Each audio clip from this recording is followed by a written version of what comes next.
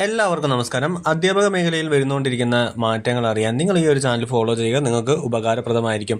ഇപ്പോൾ ഇതൊരു പുതിയ മാറ്റം വന്നിരിക്കുന്നു. അതായത് സെറ്റ് യോഗ്യത ഇല്ലാത്തവരെ അതിഥി അധ്യാപകരായി നിയമിക്കാമെന്ന വ്യവസ്ഥ സർക്കാർ റദ്ദ് ചെയ്തതോടെ ജില്ലയിലെ ഹയർ സെക്കൻഡറി അധ്യാപനം പ്രതിസന്ധിയിലാവുന്നു. മുൻ വ്യവസ്ഥ പ്രകാരം നിയമിച്ച യോഗ്യതയില്ലാത്തവരെ പിരിച്ചുവിടാനുള്ള നിർദ്ദേശം നടപ്പിലാക്കിയ ജില്ലയിലെ വടക്കൻ അതിർത്തിയിലെ 20ഓളം സർക്കാർ വിദ്യാലയങ്ങളിൽ അധ്യയനമാണ് ബുദ്ധിമുട്ടിലാകുന്നത്.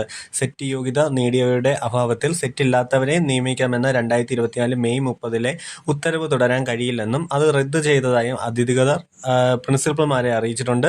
ഇത് ജില്ലയിലെ വടക്കൻ പ്രദേശങ്ങളിലെ സർക്കാർ വിദ്യാലയങ്ങളെയാണ് പ്രധാനമായി ബാധിക്കുന്നത്.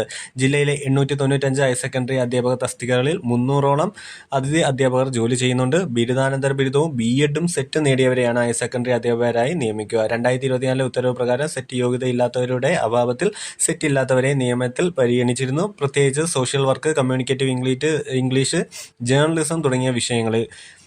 അപ്പോൾ ഇങ്ങനെയാണ് പുതിയൊരു മാറ്റം വന്നിരിക്കുന്നത്. അപ്പോൾ ശ്രദ്ധിക്കുക എല്ലാവരും.